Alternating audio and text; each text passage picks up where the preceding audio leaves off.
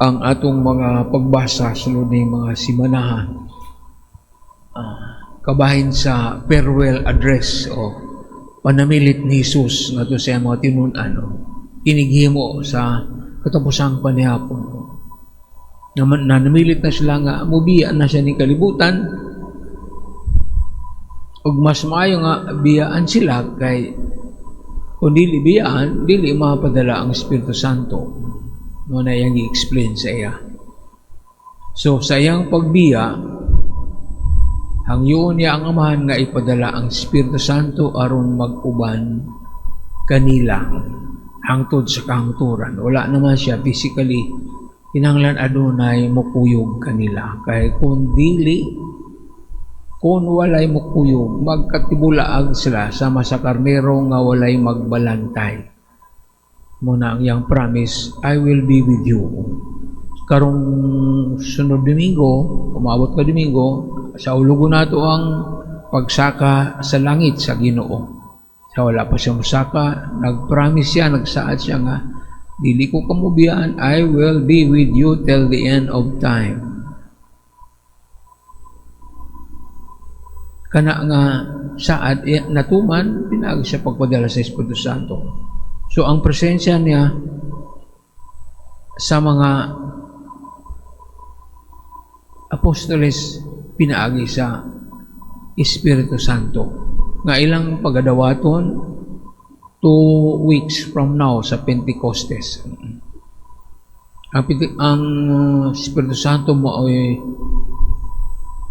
manlalaban kung sa kaso sa korte, doon naging kay advocate, lawyer o defense lawyer, kung ikaw ay mo manalipod ka nimo sa imong kaso, siya sa damay mong witness, siya ang mag-testify bahin sa Ginoo. Atong nadungog sa mga pagbasa, sa unang mga pagbasa, ang gihimo sa mga unang apostoles.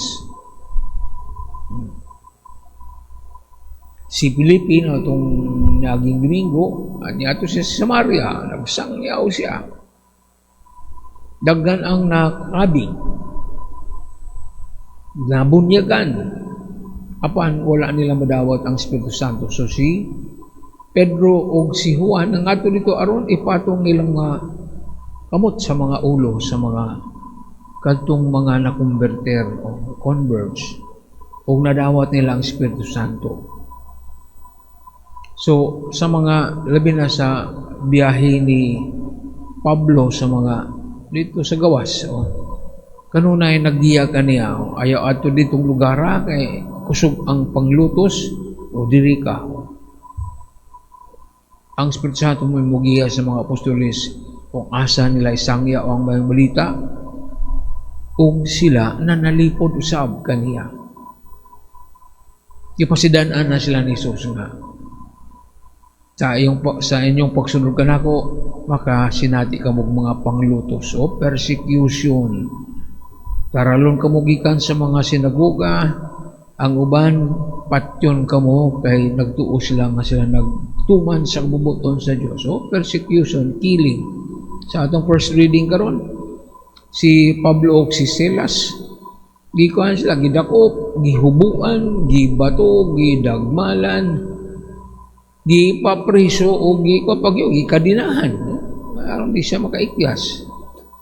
Apan dito na ito buang saka milagro, dakong milagro, nagkalinog tungkol sa dakong linog, abli mga pultahan, mga tangtang ilang mga kadina, mo nga nahadlok ang gwardiya nga basing niikyas sila. Gusto niyang magpakamatay kay responsibilidad niya nga nung nakaikyas ang mga piniriso. Pero gibugnan sila ni Pablo, ayaw himuan na. Niya kami. Ug tungod natin igayon na natandog ang gwardiya kung sa may akong himuon aron ko maluwas. Tuo kang Jesucristo. Tuo ni to make the story short, gidala siya sa balay, gihugasan, ayo niya gipakaon. Ang tibuok pamilya nabunyagan o nahimong tumutuo o convert. So nakita nato ang giya, ang papel sa Espiritu Santo sa kinabuhi sa mga apostoles. Mo ni gisaad si Jesus nag-ingon nga sidaan siya nga kamulutuson apan ayaw kamo kabalak ako magauban kani o pinaagi sa Espiritu Santo. So kini usa ka saad nga angay natong batunan atong huptan. Maabot gyud ang panahon na kita moagi mga presdanan mga pagsulay.